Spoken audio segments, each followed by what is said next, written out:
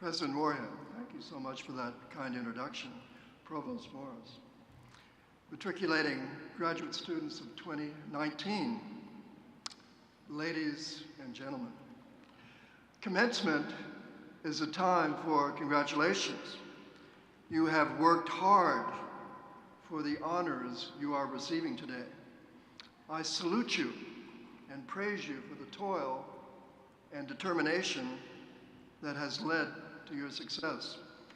Hats off as well to those who have helped you along the way, your family, spouses, partners, friends, and faculty. I am here, though, not just to congratulate you, but to challenge you.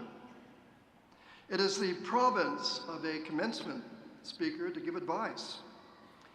In the spirit of that time-honored tradition, I turn to one of my favorite books, the Oxford English Dictionary. According to the OED, the English language boasts over 180,000 words, making it the most word-rich tongue in the world.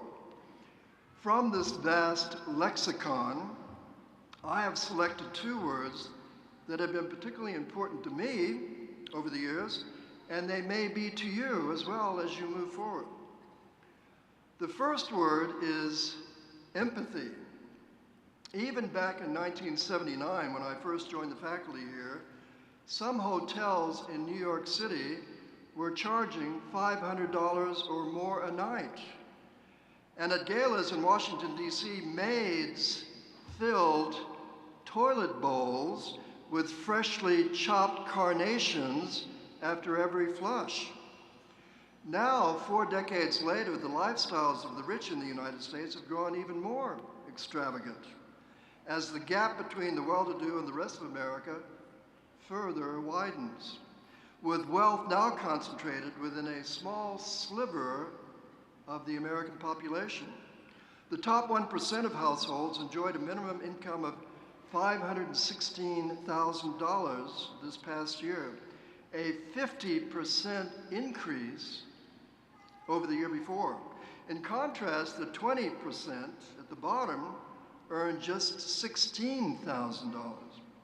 We have the highest level of income inequality among the advanced countries.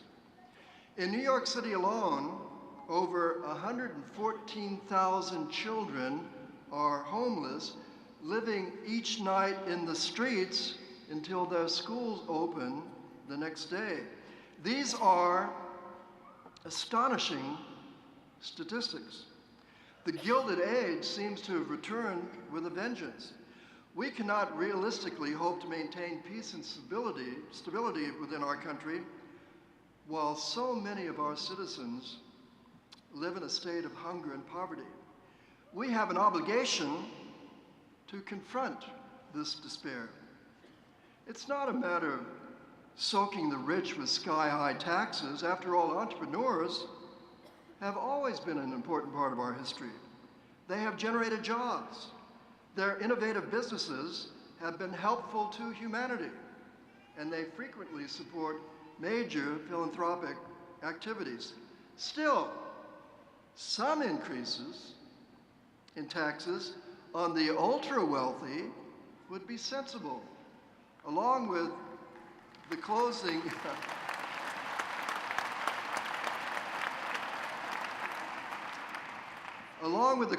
of tax loopholes to force all individuals and corporations to pay their fair share.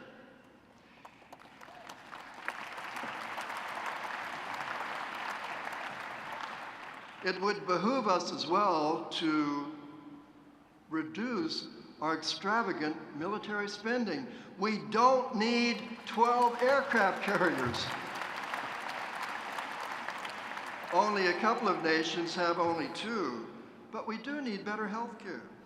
Further, shouldn't we turn our backs on any politician of any party who doesn't understand the importance of fiscal responsibility? Either we begin to dismantle our 22 trillion national debt, or it will dismantle us.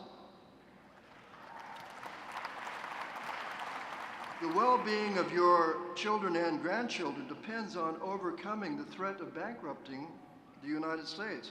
Beyond these national challenges, there are so many things that each of us can contribute at the local level to address societal imbalances.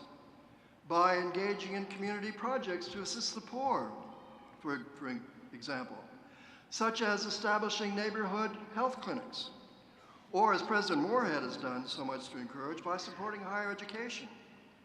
His Georgia Commitment Scholarships, a program initiated only a few years ago, 2019, has already yielded over 400 scholarships.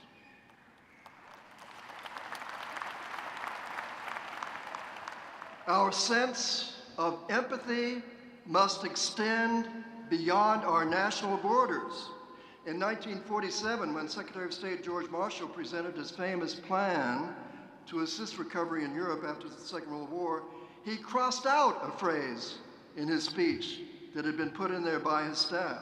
That phrase warned that, and I quote, "the communist threat," unquote, was the greatest danger to the world. Instead, the great Secretary Marshall chose to list a different set of enemies: hunger, poverty, desperation, and chaos around the world. And these threats continue to haunt us. We have made progress, eradicating many world diseases and improving crop production in the developing world. The share of the world's population living on less than $2 a day declined to under 10% in 2015, from 44% in 1980. An extraordinary achievement. Nonetheless, the world remains a troubled place. Over 1 billion children lack basic medical services essential to survival and development. In Africa, women have a 1 in 3 chance of dying during childbirth. Life expectancy is low overseas. Only age 39, for example, in Sierra Leone and Central America, is so plagued with violence and poverty that in anguish, its citizens continue to flee toward hope for safety in the United States. Yet, our foreign assistance programs are at levels substantially lower than international norms. In America, $44 worth of expenditures per person each year, or about what we spend on flowers and potted plants. Imagine if we were to display greater empathy toward our fellow human beings overseas, with Washington officials showing up in villages in Africa and Latin America, asking, "What are your special problems? What is it in medicines, food, education, and technology that we can provide? What can we buy from you? What can we sell to you?"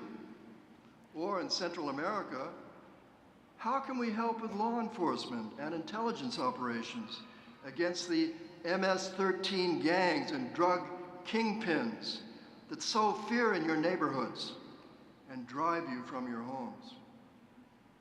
A former member of our faculty, Dean Rusk, recalled visiting the Congo when he served as Secretary of State during the Kennedy years.